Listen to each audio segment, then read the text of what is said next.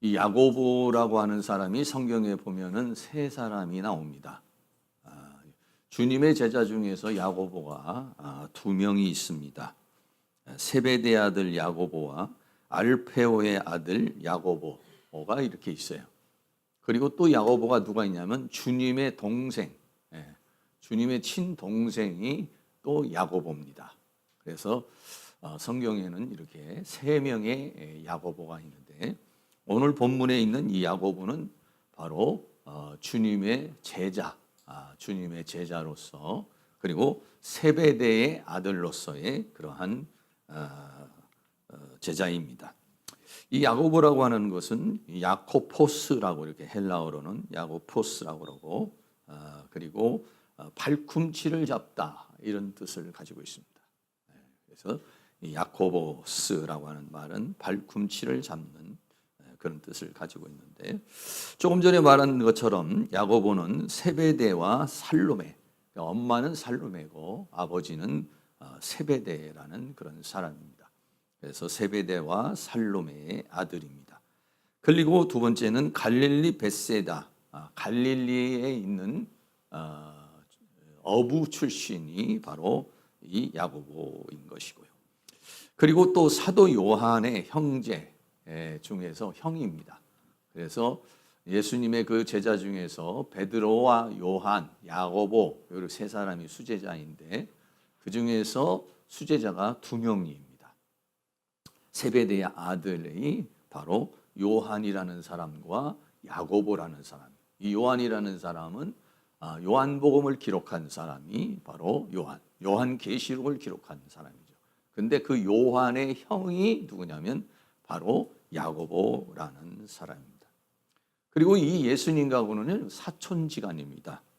예수님과는 그런 사촌지간이고 그래서 예수님의 그러한 인척관계에 이루어진 사람들이 좀 있죠. 이 제자들 중에서. 그래서 그 별명은 보아너게 또는 우레의 아들이라는 그런 별명을 가지고 있는 사람이 바로 이 야고보라고 하는 이런 사람인 것입니다. 그래서 오늘은 이 야고보라는 사람에 대해서 함께 나누는 시간을 갖도록 하겠습니다. 첫 번째로는 이 야고보라는 사람은 하나님의 부르심에 순종을 한 사람입니다. 마가복음 1장 19절 20절 말씀에 보면 예수님께서 이 야고보를 부르는 장면이 나옵니다. 조금 더 가시다가 세베대의 아들 야고보와 그 형제 요한을 보시니 저희도 배에 있어 그물을 깁는데 곧 부르시니 그 아비 세베대를 삭군들과 함께 배에 버려들고 예수를 따라가니라 라고 그렇게 말하고 있습니다. 갈릴리 바다에서 고기를 잡고 있었습니다. 그래서 아버지와 그리고 또 동생 요한과 야고보 이 세 사람이서 그리고 더 나아가서는 삭군들이 있었어요. 그러니까 배가 어느 정도 좀 규모가 좀 있는 그런 배였던 것으로 보여지죠. 그래서 세 사람과 더불어서 배에서 같이 일을 돕는 사람이 있었어요. 그런데 예수님께서 그 요한과 야고보를 부르셨다라고 그렇게 말하죠. 그러니까는 예수님을 따라갔다라고 그렇게 말해요. 뭐 여러 가지 거기에는 무슨 사건이 있을 수도 있고 예수님과 대화가 있을 수도 있을 텐데 성경은 뭐 그렇게 예수님께서 부르실 때 곧 예수를 따라갔다라고 그만 그렇게 이야기를 하고 있습니다. 그래서 야고보는 베드로, 안드레와 같은 어부 출신이면서 그리고 이제 그 배를 버려두고 자기가 하던 모든 일을 다 버려두고 예수님을 따라갔다라고 그렇게 말하죠. 사람은 자기 나름대로 삶을 살아가면서 욕망이 있고 또 목표가 있습니다. 뭐 두 사람의 어떤 생각도 있을 것이고 야고보의 나름대로 야망이 있었던 그런 사람이죠. 그런데 어느 날 예수님을 만났습니다. 그 예수님을 만나서 예수님의 부르심을 받았어요. 그 부르심을 받았을 때 많은 사람이 갈등을 하게 되는 경우가 많이 있습니다. 평범하게 예수를 믿는 것도 사실은 굉장히 일반적으로 예수를 믿는 것도 예수를 믿기 전과 예수 믿은 이후에는 굉장한 갈등이 사실은 있습니다. 그런데 더 나아가서는 예수님을 따라가는 제자의 삶을 살아간다는 것은 더 큰, 왜? 자기 자신의 모든 것을 다 내려놔야 되기 때문에 그렇습니다. 신학교에 오는 사람들도 그렇습니다. 신학을 하시는 분들도 굉장히 고민을 많이 합니다. 왜냐하면 자기가 다니던 직장 생활도 있고 또 아니면 사업도 있고 지금까지 생활해왔던 어떤 패턴들이 있고 또 나가야 되는 그런 부분들이 있기 때문에 그런 거를 다 접고 그리고 주님을 따른다는 거. 그러면은 전부 다 목표라든지 가치라든지 인생의 의미라든지 이런 것들이 다 바뀌는 거 아니겠어요? 그렇기 때문에 굉장히 망설여지게 되는 것이죠. 그런데 요한과 또 야고보는 그대로 주님을 따라갔다라고 성경은 우리에게 그렇게 말하고 있습니다. 많은 사람들이 주님을 따라갑니다. 오늘날에 일반 성도님들도 주님을 많은 사람이 따라갑니다. 10명이 따라갑니다. 100명이 따라갑니다. 그런데요, 따라가다가 중도에 그만두는 사람들이 있습니다. 중도에 이런 일이 있어서 저런 일이 있어서 중도에 그만두는 사람이 있어요. 신학을 하는 사람도 그렇습니다. 신학을 하는 사람도 10명이든 100명이든 처음 출발은 그렇게 합니다. 그러나 점점 1년이 가고 2년이 가고 과정을 거쳐가면서 많은 사람들이 포기를 합니다. 나는 너무 어려워서, 나는 너무 힘들어서, 또 나는 다른 목적이 생겨서, 다른 일이 생겨서 중간에 그만두게 되는 사람들이 많이 있죠. 그래서 한 100명 정도가 만약에 신학을 한다고 그러면은 그 신학하는 100명 중에서 중도에 탈락하는 사람들이 한 30% 이상은 됩니다. 졸업할 때 되면은 뭐 한 70명, 한 60명, 70명 이렇게 되죠. 그리고 더 나아가서는 이제 졸업을 하고 나서 사역의 현장에 가게 되고 전도사를 일할 수도 있고 또 조금 더 공부를 해서 목사가 될 수도 있겠고 이렇게 되죠. 그런데 그 사역하는 과정에서 또 떨어져 나갑니다.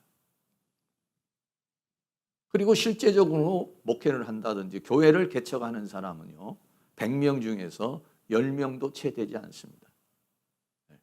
이 10명 정도가 목회를 하는데 그 10명 하시는 분들 중에서도 끝까지 완주하시는 분이 많지 않습니다.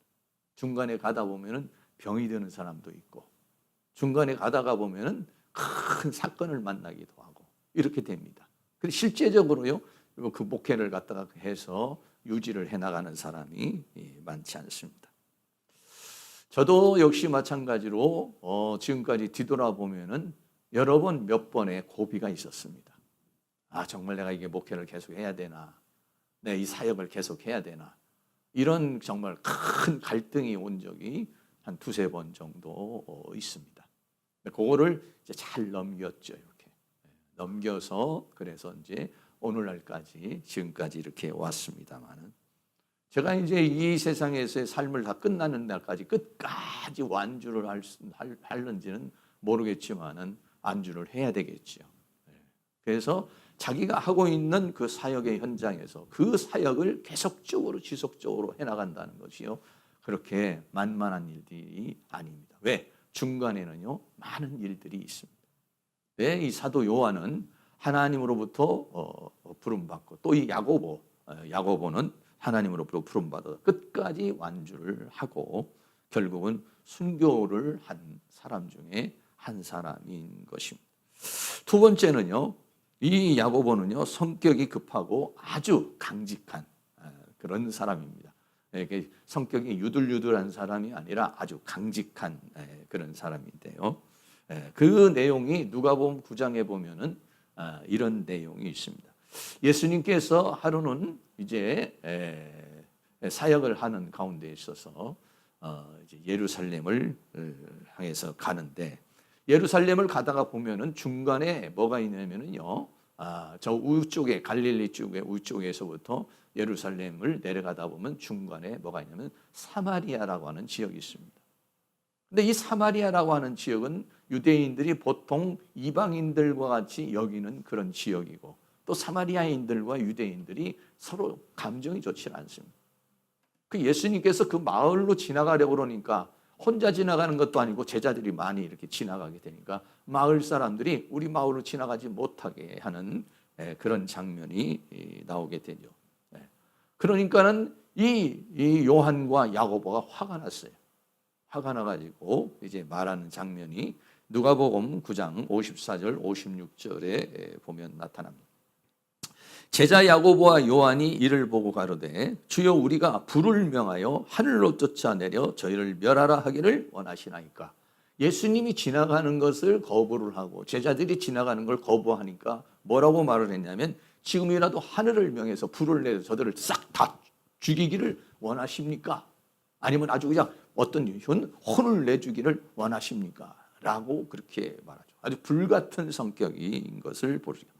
예수님께서 돌아보시면서 꾸짖으시고 함께 다른 촌을 향해서 예루살렘이죠. 그러니까 좀 지름길로 가지 않고 이제 길을 돌아서 가게 되는 그런 장면이 나오게 되죠. 그래서 예수님께서는 그 제자를 이 야고보를 별명을 지어줬어요. 별명이 뭐냐면 바로 우레의 아들이라는 말입니다. 마가복음 3장 17절에 또 세베대의 아들 야고보와 야고보의 형제 요한이니 이 둘에게는 보아너게, 곧 보아너게라고 하는 말은 바로 우레의 아들이라는 이름을 더하셨다라고 그렇게 말하고 있습니다. 그래서 이 야고보는 아주 우레의 아들과 같이 성격이 급하고 강직한, 또 불의를 보면 참지 못하는 그런 성격의 사람이 바로 야고보라고 하는 그런 사람이었습니다. 세 번째는요, 이 야고보는요 굉장히 세상의 야망이 큰 사람이었던 것을 보게 됩니다. 마가복음 10장 36절 37절에 보면은 이르시되 너희에게 무엇을 하여 주기를 원하느냐 여짜오되 주의 영광 중에서 우리를 하나는 주의 우편에 하나는 좌편에 앉게 하여 주옵소서라고 하는 장면이 나와요. 이 사건의 그 배경이 어떤 배경입니까? 예수님께서 이제 예루살렘에 올라가면은 예수님께서 거기서 고난을 받게 될 것이고 또 예수님께서 그 고난을 통해서 죽음을 당하게 될 것이다라고 그렇게 이야기를 하죠. 그런데 제자들은요 그것을 제대로 받아들이지를 못해요. 제대로 받아들이지를 못하고 예수님께서 예루살렘에 올라가게 되면은 뭐 로마를 갖다가 뒤집거나 아니면 지금 현재에 있는 정권을 뒤집어 가지고 예수님이 통치하는 그런 어떤 세계를 이룰 것이다. 이렇게 생각을 했죠. 주님을 따르는 모든 제자들이 그랬고 주님을 따르는 이 12제자뿐만 아니라 다른 사람들도요. 다 주님을 따를 때 그런 야망을 가지고 있습니다. 우리가 처음 예수 믿고 처음 교회를 나올 때는 자신의 야망을 채우기 위해서 내 원함을 이루기 위해서 하나님을 찾게 되는 것이죠. 그리고 우리가 전도하는 사람도 역시 마찬가지죠. 교회 나오세요. 교회 나오시면은요 병도 고칠 수 있고요. 교회 나오시면은요 여러 가지 안 되던 일도 잘 될 수도 있고요. 교회 나오시면은요 마음에 소망하는 것들이요 하나님 앞에 이루어질 수 있습니다. 그런 것들이 뭐 사실이죠. 또 예수 믿고 교회 나오게 되면은요 하나님께서 여러 가지 우리들의 그러한 사소한 문제나 또 여러 가지 문제들을 해결해 주시게 되는 경우가 우리에게서 사실적으로는 많이 있어요. 그러나 그거는 신앙생활에 있어서 조금 초보적인 단계의 신앙이라고 이렇게 말할 수가 있게 되는 것이죠. 처음에 우리가 예수를 믿는 것은 내 야망을 채우기 위해서 내 필요를 채우기 위해서 교회에 나오게 되는 것이죠. 오늘 요한도 역시 마찬가지. 이 야고보도 역시 마찬가지예요. 이 야고보라는 사람도 그런 야망을 가지고 있어요. 예수님께서 예루살렘에 올라가서 정권을 잡고 또 예수님이 어떤 나라를 세우게 되면은요 한 사람은 우편에 앉혀주고 한 사람은 좌편에 앉게 되는 그 최고의 자리에 앉게 해달라는 것이죠. 12제자가 있는데도 두 형제가 그런 야망을 가지고 그러니까 세상적인 야망이 큰 사람이에요. 그냥 예수님 따라다니다가 뭐 적당한 자리에 있으면은 이렇게 뭐 어떤 자리를 뭐 차지하겠다 이런 사람이 아니에요. 최고의 자리에 예수님 양 사이드에 있는 그런 사람이 되기를 원했던 것이 바로 이 야고보라는 그런 사람입니다. 그 어머니 살로메도 역시 마찬가지입니다. 그 어머니 살로메도 예수님께 나아가서 간구를 하는 그런 장면이 나옵니다. 마태복음 20장 21절 말씀에 예수께서 가라사대 무엇을 원하느냐 가로되 이 나의 두 아들을 주의 나라에서 하나는 주의 우편에 하나는 주의 좌편에 앉게 명하소서라고 말합니다. 그러니까는 어떤 세 분이 예를 들어서 살로메하고 요한하고 야고보하고 모였거나 아니면은 세베대하고 아버지하고 모였거나 모이게 되면은 그런 얘기를 했었던 것 같아요. 너희는 기왕이면 주님을 따라가려면은 나중에 한 사람은 우편에 있고 한 사람은 좌편에 앉아라. 아주 너희는 성공을 해라. 아니면 너희는 큰 사람이 되라. 이런 식으로 얘기를 했겠고, 어머니 우리는 그런 식으로 하겠습니다. 이렇게 야망을 가지고 꿈을 가지고 있었던 그런 사람 중에 한 사람이었던 것을 보게 돼요.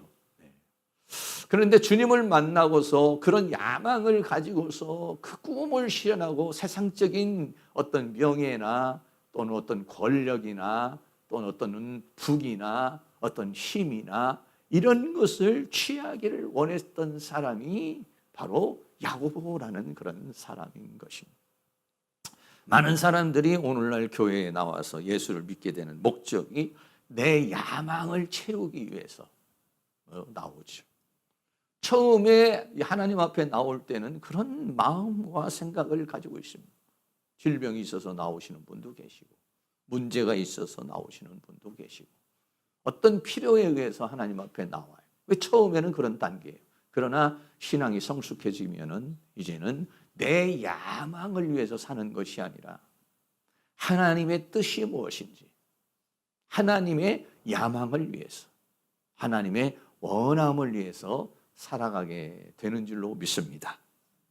내 야망을 위해서 내 야망을 이루는 것이 내 인생의 성공인 것 같지만 사실은 하나님의 섭리 속에서 하나님의 뜻을 따라가는 것이 우리는 더 성공적인 삶이라는 사실을 우리는 알 수 있어요. 왜냐? 내 야망을 따라가는 건 내 육적인 것이에요. 이 세상적인 것이에요. 그런데 하나님이 나에게 주신 비전, 하나님이 나를 통해서 이루고자 하는 뜻은요, 그것은 육적이고 세상적인 것이 아니라 영원적인 것이고 영적인 것이고 더 소중하고 더 가치 있는, 더 의미 있는 것이기 때문에 하나님이 주신 목적을 따라 살아가는 삶이야말로 더 의미 있고 더 가치 있는 삶을 살게 되는 것이죠. 근데 우리는 처음에는 그걸 잘 몰라요. 그런데 많은 하나님의 사람들이 그렇게 하나님께서 아브라함을 부르실 때도 내가 너에게 비전을 주시죠. 본토 친척 아비집을 떠나면 내가 너를 복의 근원으로 삼고 너를 창대케 할 것이다. 네. 하나님의 비전을 받아서 아브라함이 자기 자신의 모든 것을 접고 하나님을 따라갑니다. 하나님의 부르심을 받은 사람들이 다 대체적으로는 그렇습니다. 네. 하나님을 만나면 하나님의 비전을 주십니다. 네. 처음에는 갈등하죠. 내 꿈도 있는데, 내 목적이 있는데, 내 원함이 있는데.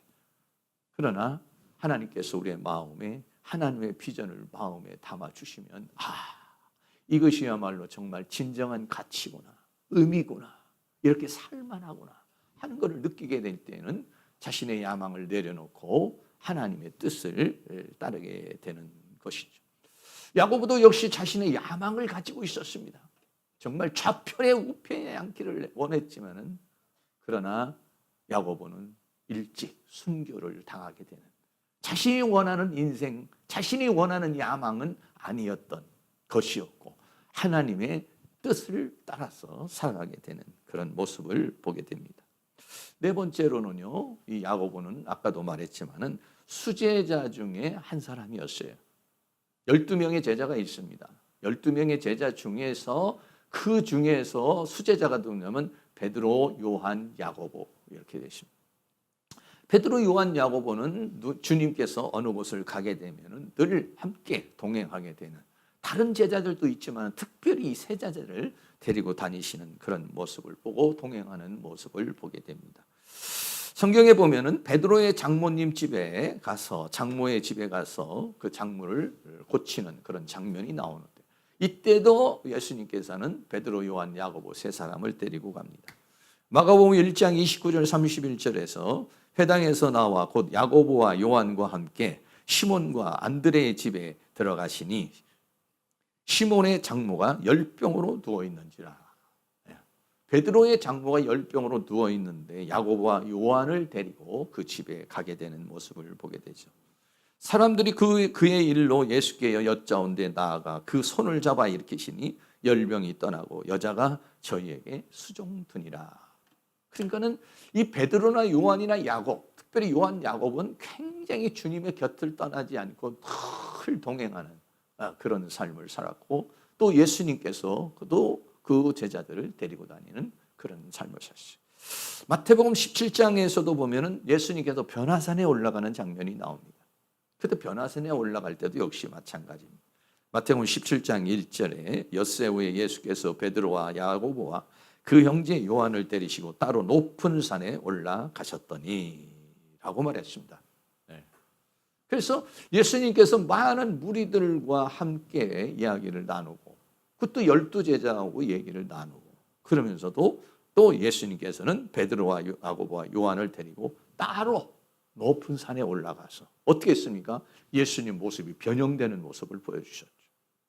모세와 엘리야하고 얘기하는 모습을 보여주셨죠. 깜짝 놀라 영적인 신비 체험을 하게 된 것입니다. 그래서 베드로가 여기가 좋사오니 여기다가 초막 셋을 짓고 하나는 주를 위하여, 하나는 모세를 위하여, 하나는 엘리야를 위하여 살았으면 좋겠다라고 그렇게 말한 것도 바로 이 변화산이고 세 사람이 동행한 그런 부분입니다. 또 예수님께서 마지막 사역을 하시면서 겟셋마네 동산에서 기도하실 때도 역시 12제자가 있고 12제자와 더불어서 세 사람을 따로 데리고 가서 기도하는 모습을 봅니다. 마태복음 26장 37절 말씀에 베드로와 세베대의 두 아들을 데리고 가실새 고민하고 슬퍼하사 이에 말씀하시되 내 마음이 심히 고민하여 죽게 되었으니 너희는 여기 머물러 나와 함께 깨어있으라 하시고 하는 모습을 봅니다. 예수님께서 마지막 겟셋마네 동산에서 기도하시면서 십자가를 놓고 기도하실 때 12제자가 있는데 그 12제자가 있는 가운데서 세 제자만 또 데리고 가서 따로 기도를 합니다. 그러면서 같이 기도해 주기를 원했어요. 그러니까 어떤 면에서 보면 예수님도 의지하고 싶은 예수님의 마음을 좀 알아주기를 원하는 그런 제자가 베드로, 요한, 야고보 이 세 사람이었습니다. 그러나 그들은 예수님이 땀방울이 핏방울이 되도록 기도했지만은 그들은 모두가 다 기도하지 못하고 사탄에게 눌려가지고 그리고 슬퍼하며 그리고 고민하며 그리고 잠들어 있는 모습, 주님과 함께하지 못하게 되는 모습을 보게 되는 것이죠.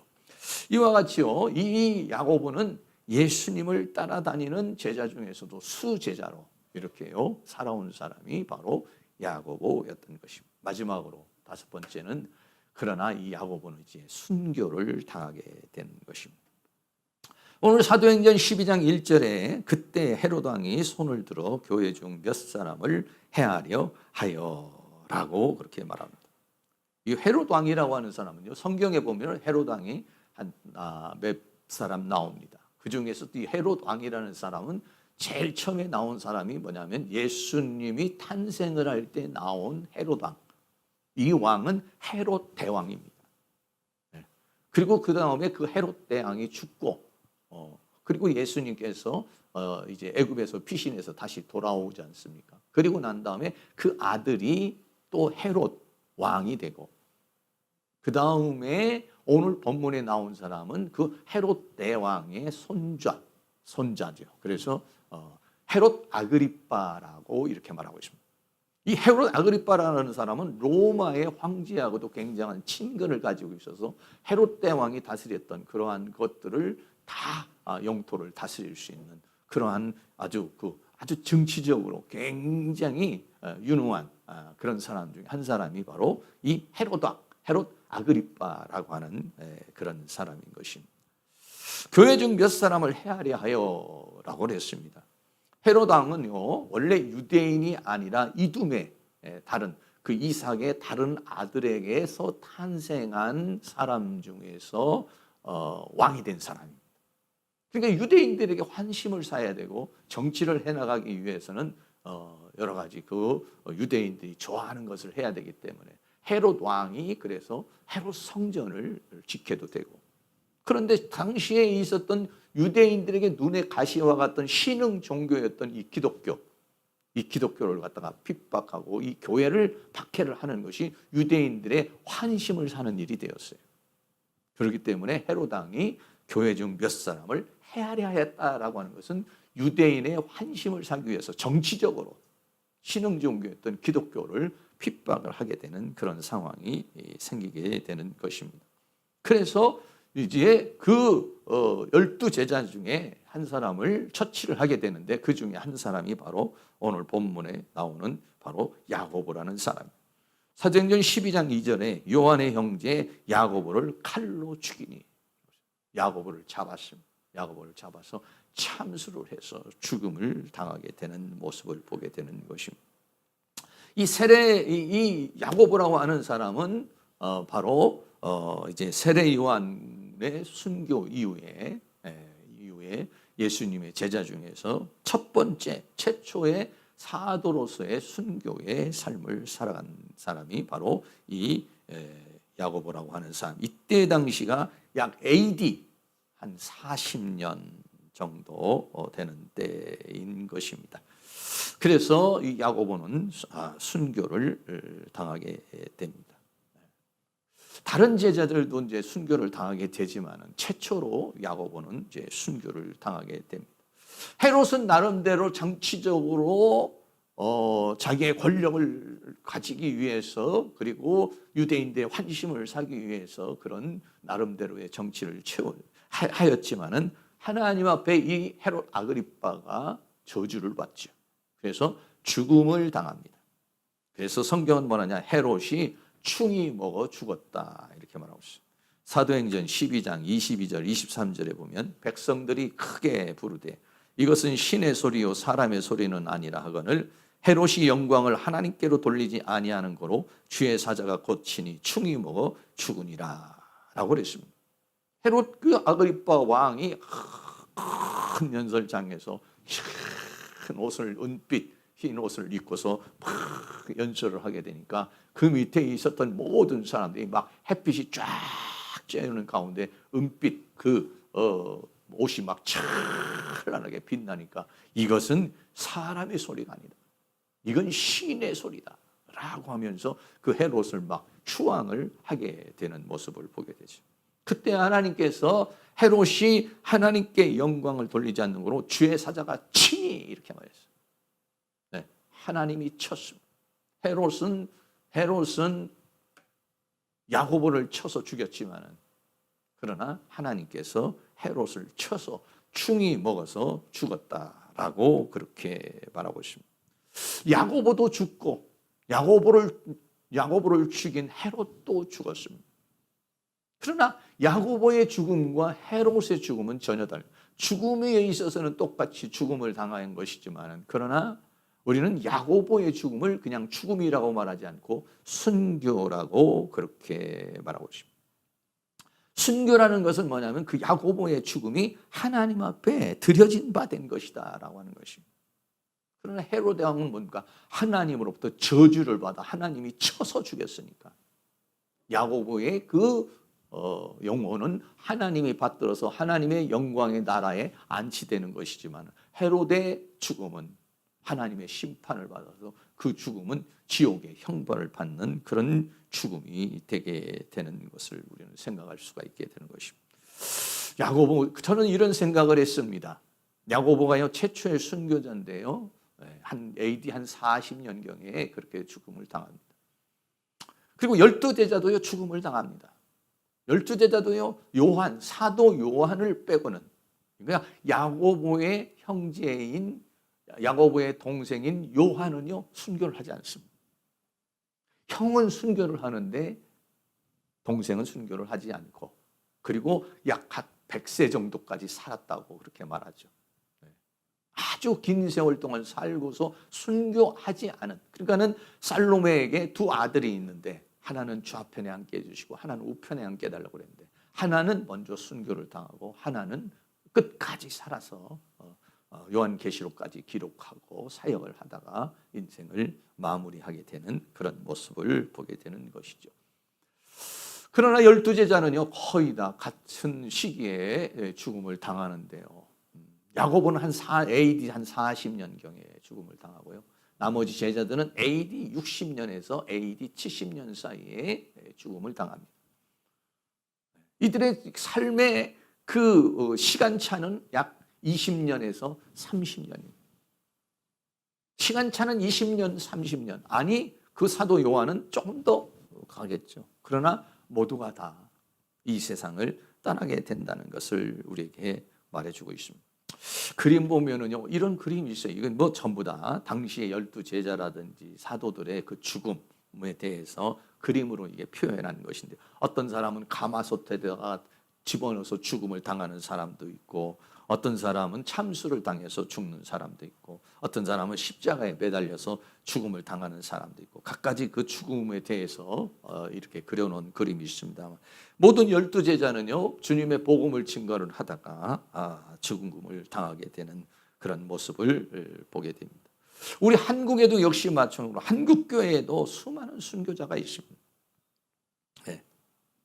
하나님의 복음을 증거하기 위해서 이 땅에 온 많은 순교자들이 있습니다. 또 우리나라에도 와서 우리나라의 복음을 증거하기 위해서 들어온 선교사들의 죽음도 수많은 순교사들이 있습니다.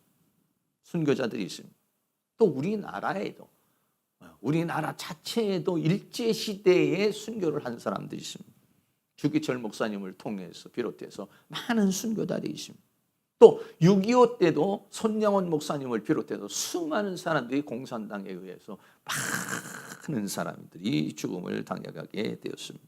그래서 우리나라에도 지금 보통 공식적으로 이렇게 나타난 순교자는요 약 2,600명 정도가 우리나라 순교자예요.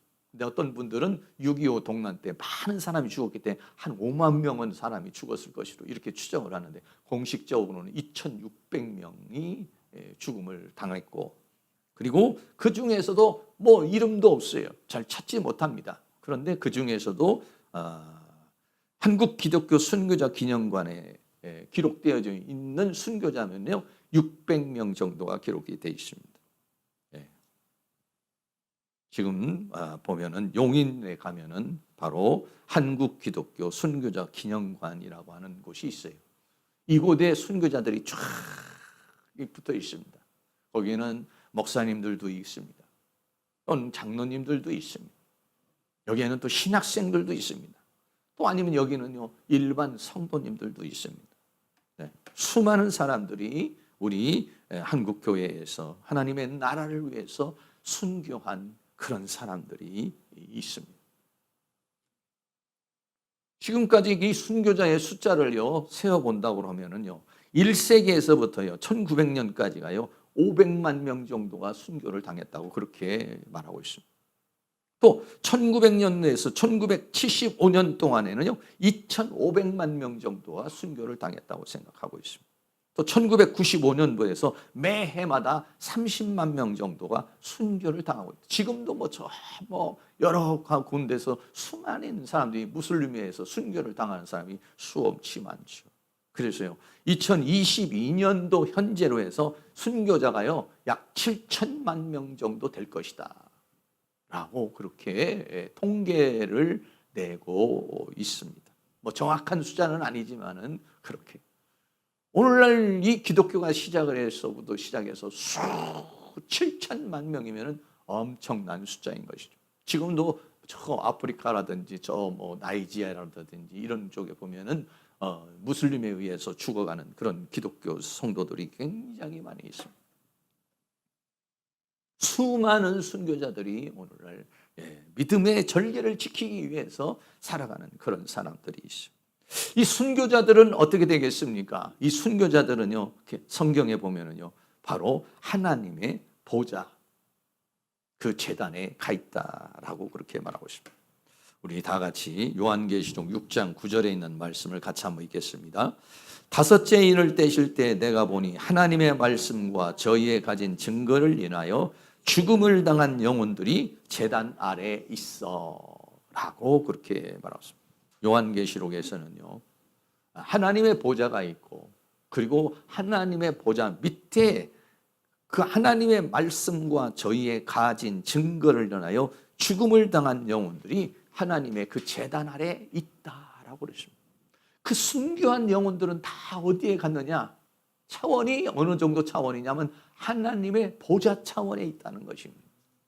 이 땅에서 살아갈 때는 순교를 당한다는 것은 얼마나 비참한 것입니까?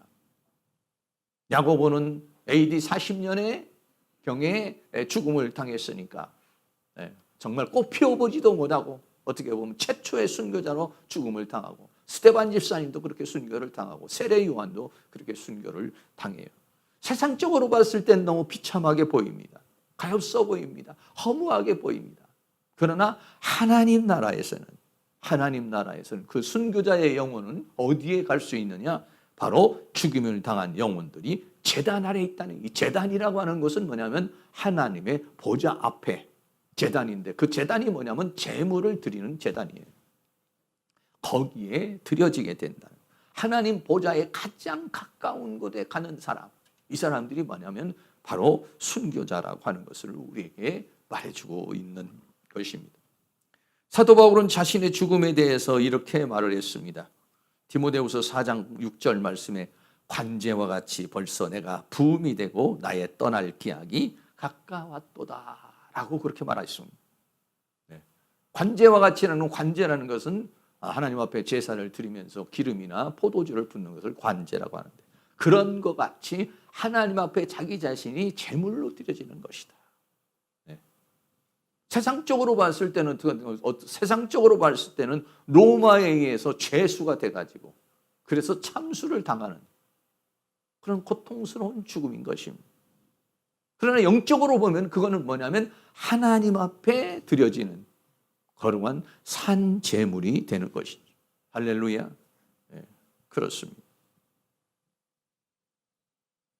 우리의 삶과 죽음이 일반적인 죽음이 아니라 하나님께 드려지는 그러한 삶이 되실 수 있기를 바랍니다. 야고보 사도는 하나님께 거룩한 제물로 드려졌지요.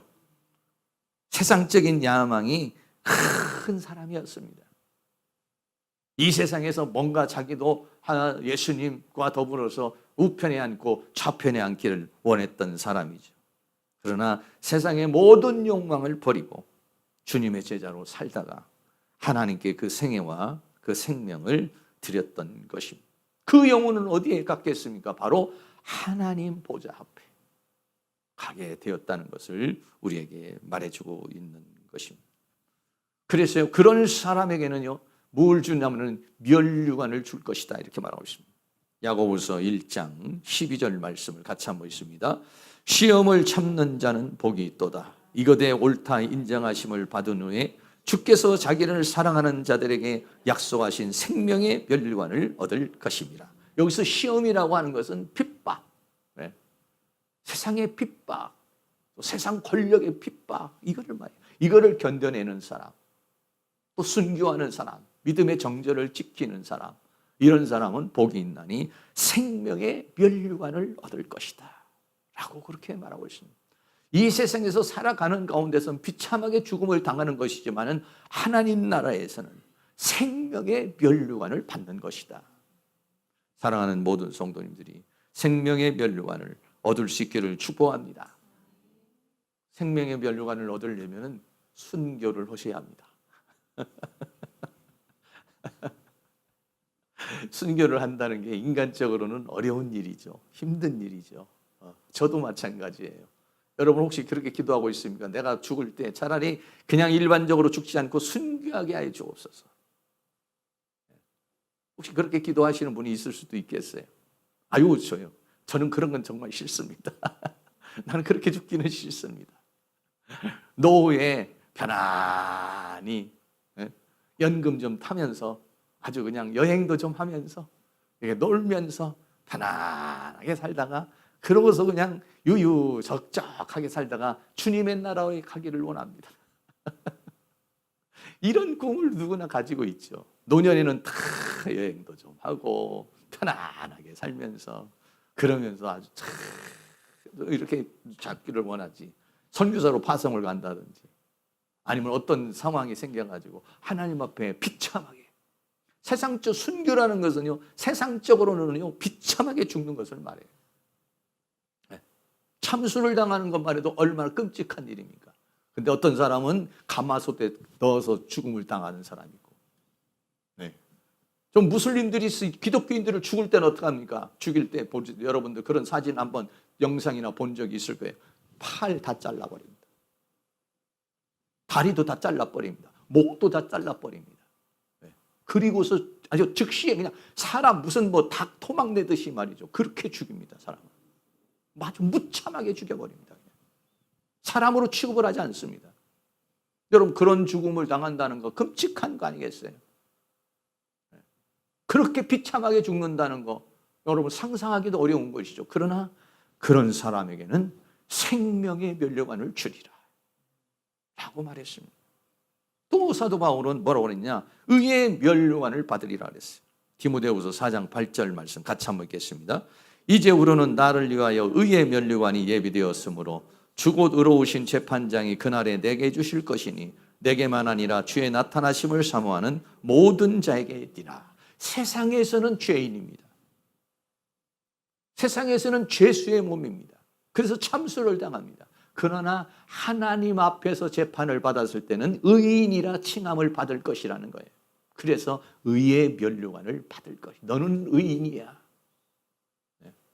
라고 하나님으로부터 칭함을, 하나님은 어떤 하나님과 의의 재판관이시기 때문에 의로운 재판장이신 주님 앞에 섰을 때는, 세상에서는 내가 지금 죄인으로 이 감옥에 앉아가지고 참수를 당하지만은, 그러나 하나님 앞에 갔을 때는, 내가 의로우신 재판장 앞에 갔을 때는 주님이 너는 의로운 자라고 하는 의의 면류관을 씌워줄 것이다 라고 그렇게 생각하면서 그 순교의 장면을, 순교의 그런 상황을 받아들였던 모습을 보게 되는 것입니다.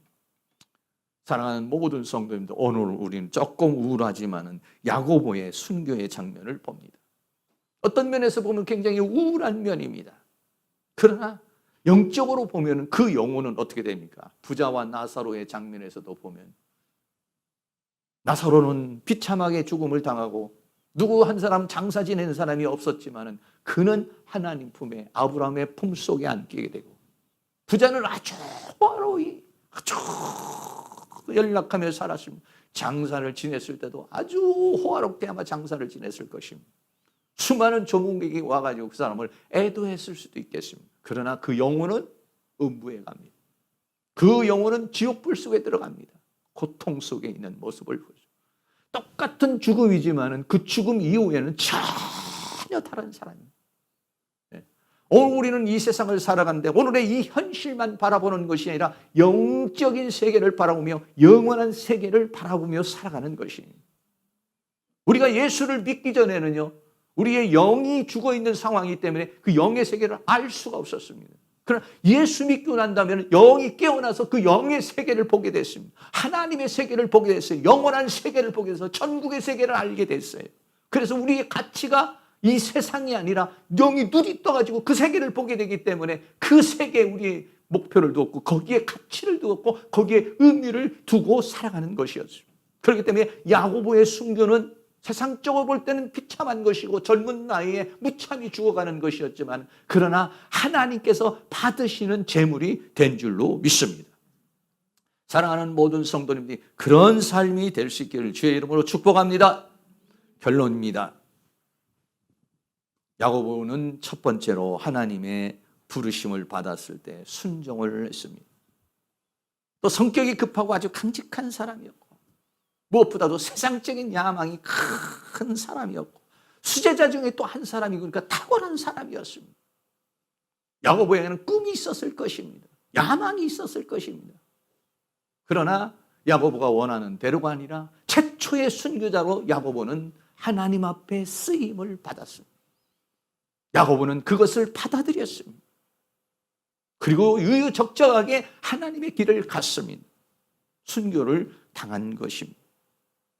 세상적으로 볼 때는 비참한 것이지만 그러나 하나님 나라에서는 가장 귀중한 생명이며 소중한 생애였던 것일 줄로 믿습니다. 하나님께 영광을 돌리는 그러한 삶이었던 것이죠. 오늘 우리의 삶, 지금 여러분 나의 삶과 나의 생명, 나의 인생은 어떻게 되어가고 있습니까? 사랑하는 모든 성도님들이 하나님의 영광을 바라보면서 내 야망을 이루는 그런 삶이 아니라 하나님의 뜻, 하나님의 비전을 바라보고 그 비전을 이루는 그런 삶, 사나 죽으나 주님의 나라를 위해서 주님의 영광을 위하여 살아갈 수 있는 그런 은혜의 역사가 다 있기를 주의 이름으로 축원합니다. 찬양 드리겠습니다. 십자가 십자가 그 위에 나 죽었네. 찬양합니다.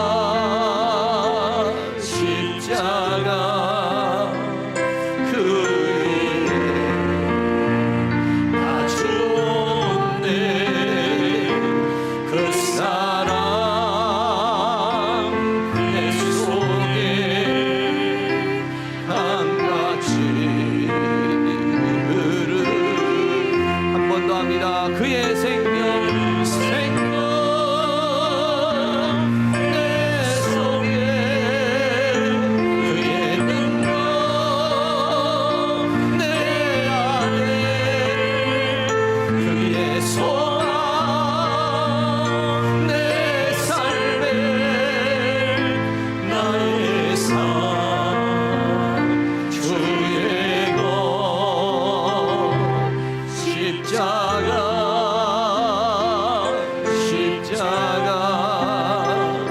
그 위에 나 주었네.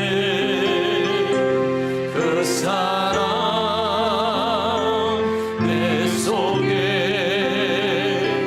강같이 흐르네. 다같이 동성으로 한번 기도하겠습니다. 우리의 야망이 있습니다. 우리의 꿈이 있습니다. 우리의 소망이 있습니다.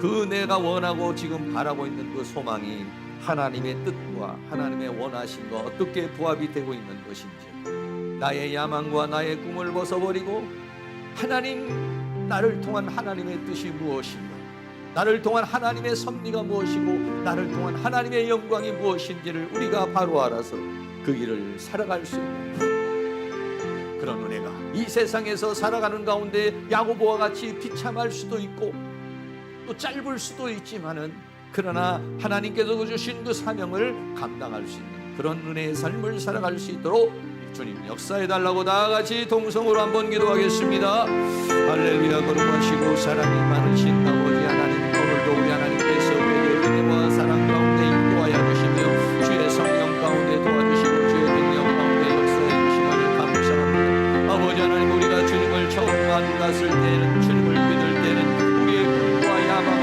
우리의 아버지와 소망하고 생각하는 것을 이루기 위해서 주님 앞에 나옵니다.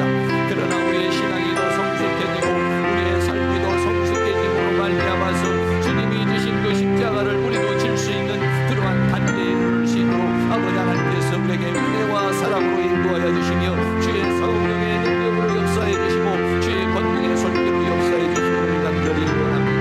야고보의 죽음이 비록 세상적으로 볼 때는 처참한 것이었지만은, 그러나 하나님 나라에서는 영광이 되었 것이요, 그러한 사람에게는 생명의 면류관에 면류관을 주리라고 했으니 그 면류관을 쓰는 아버지여 그런 삶이었으니, 오늘 우리도 그러한 삶을 살아갈 수 있도록 우리 하나님께서 주신 은혜와 사랑으로 인도하여 주시며 주의 성령의 능력으로 역사해 주시기를 간절히 원합니다. 나의 꿈과 나의 야망을 위한 삶이 아니라 하나님의 주신, 하나님이 나에게 주신 비전과 하나님이 나에게 주신 꿈을 향해서 살아가는 저희의 삶이 되어서 하나님 앞에 귀하고 복되게 쓰임받는 것이 되요, 하나님 나라에서는 생명의 면류관을 받아 쓰고 영광의 면류관을 받아 쓰는 그러한 삶을 살아갈 수 있도록 우리 하나님께서 주신 은혜와 사랑으로 인도하여 주시며 주의 성령의 능력으로 역사해 주시기를 간절히 원합니다. 성령님 도와주시고 인도해 주시고 붙들어 주시기를 원합니다. 하나님 주신 비전, 하나님 주신 꿈을 향하여 우리들이 살아갈 수 있도록 우리 하나님께서 은혜와 사랑으로 인도하여 주시며 주의 성령의 능력으로 역사하시고 주의 권능의 손길로 우리를 인도하여 주시며 주의 은혜의 손길로 우리를 주관하여 주시고 붙들어 주시기를 간절히 원합니다. 성령님 도와주시옵소서. 성령님 함께하여 주시옵소서. 우리의 영 안에 눈을 열어서 영광의 세계를 보게 하여 주시기를 원합니다. 우리의 귀를 열어서 주님의 음성을 듣게 하여 주시기를 원합니다. 마음의 문을 열어서 하나님의 말씀을 깨닫게 하여 주시며 진리를 깨달을 수 있는 저희들이 되어줄 수 있도록 우리 하나님께서 큰 은혜와 사랑으로 인도하여 주시며 주의 성령의 능력으로 역사해 주시고 주의 권능의 손길로 인도하여 주시기를 간절히 원합니다. 우리의 야망을 내려놓습니다. 나의 꿈을 내려놓습니다. 나의 모든 영광을 내려놓습니다. 그리고 주님 주시는 비전을 바라봅니다. 주님 주시는 꿈을 바라봅니다. 주님의 나라에서의 그 영광을 바라보며 살아가는 저희들이 삶이 되어줄 수 있도록 우리 하나님께서 큰 은혜와 사랑으로 인도하여 주시며 주의 성령의 능력으로 역사해 주시고 주의 권능의 손길로 인도하여 주시며 주의 은혜의 손길로 역사해 주시고 붙들어 주시고 함께해 주시기를 간절히 원합니다. 주님 도우시고 인도하여 주시옵소서. 사랑과 은혜가 많으신 아버지 하나님, 야고보의 삶이 너무 짧고 세상적으로는 비참해 보이고 뭔가 꿈을 이루지 못한 아쉬운 인생같이 보이지만은, 그러나 하나님께서 받으시는 삶이어서 하나님께 영광을 돌리는 그런 복된 삶이 되어준 줄로 믿습니다. 하나님 아버지, 우리 모두는 세상의 야망이 있습니다. 세상적 야망이 있습니다. 세상적 꿈이 있습니다. 주님을 만났으니 이제 우리는 세상적인 야망과 꿈을 내려놓고 하나님께서 주신 비전이 무엇인지, 하나님이 주시는 꿈이 무엇인지, 나를 통한 하나님의 섭리가 무엇인지 우리는 그것을 잘 깨달아서 그 삶을 살아갈 수 있는 저희들이 되어줄 수 있도록 은혜를 베풀어 주시옵소서. 우리의 영안의 눈을 열어서 저 영광의 세계를 보기를 원합니다. 하나님의 보좌의 세계를 보기를 원합니다. 저 천국의 세계를 보기를 원합니다. 저 영원한 세계를 바라볼 수 있도록 주여 우리의 눈을 열어 주시옵소서. 세상의 소리만 듣는 자들이 아니라 주님의 소리를 듣기를 원합니다. 하나님께서 우리에게 부르신 부름의 상을 향하여 끝까지 완주할 수 있도록 은혜를 베풀어 주시옵소서. 중도에 탈락하지 않게 하여 주옵소서. 머문머문하지 않게 하여 주시옵시고 저 높은 곳을 향하여 힘차게 달려가 주님을 만났을 때는 칭찬과 영광과 존귀 가운데 만나게 하여 주시옵소서. 생명의 면류관, 의의 면류관, 영광의 면류관을 쓰는 그런 삶을 살아갈 수 있도록 은혜를 베풀어 주시옵소서. 예수 그리스도의 이름으로 기도하옵나이다. 아멘. 우리 다 같이 자리에 일어나셔서 찬송가 360장 드리겠습니다.